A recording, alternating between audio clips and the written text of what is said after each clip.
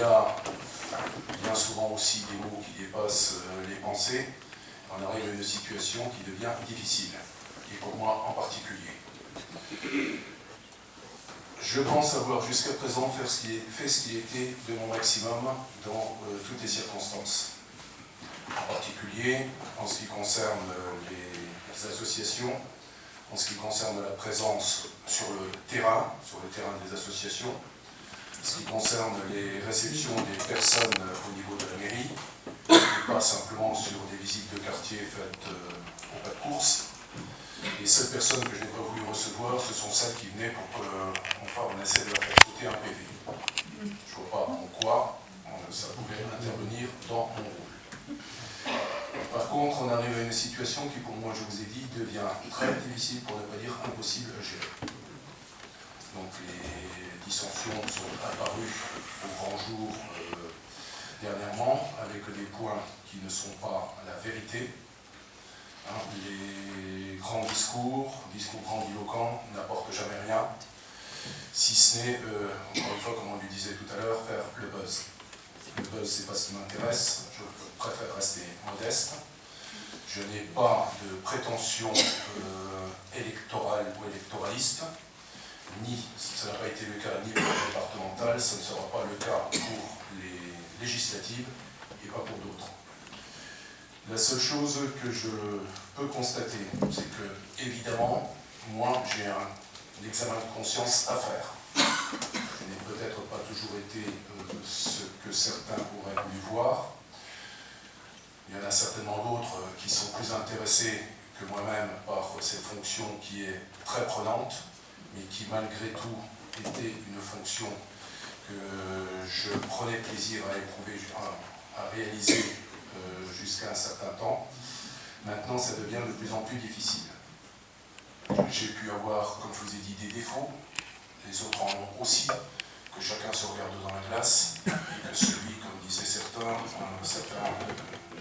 non, celui qui n'a jamais péché me jette la première pierre. Dans ces conditions, j'aurais souhaité que Florange puisse fonctionner en toute sérénité. Je dis bien en toute sérénité, à tout moment. Que les polémiques politiciennes n'aient pas lieu d'exister. On voit ce à quoi ça a pu mener dans certaines villes.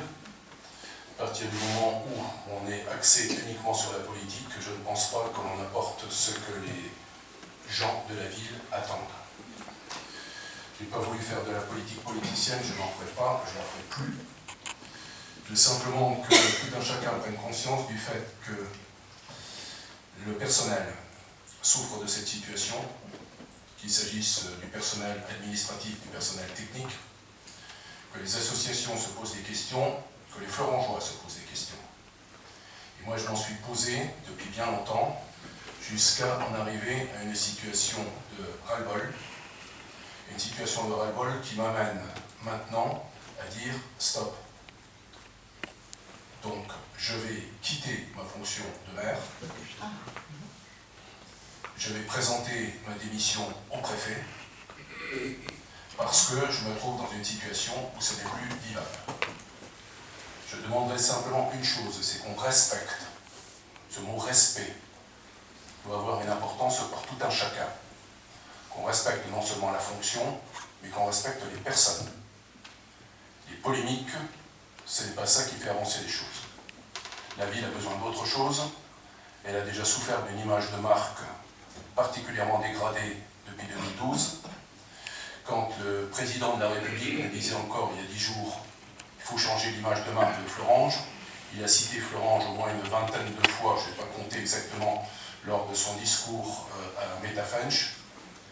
Et Florange, oui, mais il ne faut pas que Florange devienne, encore une fois, je dirais le phare qui va attirer tous les médias parce que y a des soucis. Donc on a évoqué ce souci, on a évoqué ces problèmes lors de réunions de bureau, lors d'une réunion de groupe. Je me suis exprimé, je vais répéter à certains ce que le sous-préfet m'avait dit, en me reprochant à la limite de ne pas avoir été beaucoup plus, je dirais, intransigeant et ne pas avoir non plus tranché dans le vif. Dans ces conditions-là, je préfère, moi, me retirer. Les adjoints, se sont prononcés dans les mêmes termes. Est-ce simplement par sympathie? Est-ce pour la même raison? Ils prendront leur décision en temps voulu. Et moi, je ne supporte plus et je préfère m'en aller. Ça va faire plaisir à certains. Il y en a qui vont être très contents. Il y en a d'autres qui le seront moins. Dans tous les cas, quand il s'agit d'une élection, il y a toujours 50% favorables et 50% en gros défavorables. Bien ici, plutôt que de arriver à cette polémique, je prends moi-même les devants. Je vais simplement vous rappeler ce que vous m'avez dit, M. Perrion, quand on peut discuter de temps en temps en dehors de tout débat politicien. Vous dire simplement que, comme vous l'avez dit, dans un groupe, chacun traîne son boulet.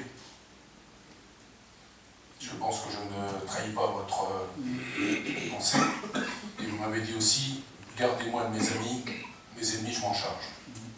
Donc quand on parle de soucis qu'il peut y avoir à l'intérieur d'un groupe, je suppose que vous avez vécu la même chose dans le vôtre, si vous avez pu me parler de cela. Quant à moi, eh bien, ma décision est prise. Comme je vous l'ai dit, la lettre de destination de M. le Préfet partira ces prochains jours. C'est lui qui me dira s'il accepte ma démission ou pas. Quant aux autres personnes du groupe, quant aux adjoints qui ont annoncé qu'ils allaient partir, quant aux conseillers délégués qui annonçaient qu'ils allaient partir ou qu'ils allaient partir ou qu'elle allait partir, eh bien ça restera de leur responsabilité. Moi je prends la mienne. Voilà. En attendant, comme je l'écrivais donc au préfet, j'accepterai de gérer, comme on dit, la courante pour éviter que la ville ne se retrouve, je dirais, sans responsabilité ou sans responsable pendant quelque temps, le temps qu'il y ait l'élection d'un nouveau maire.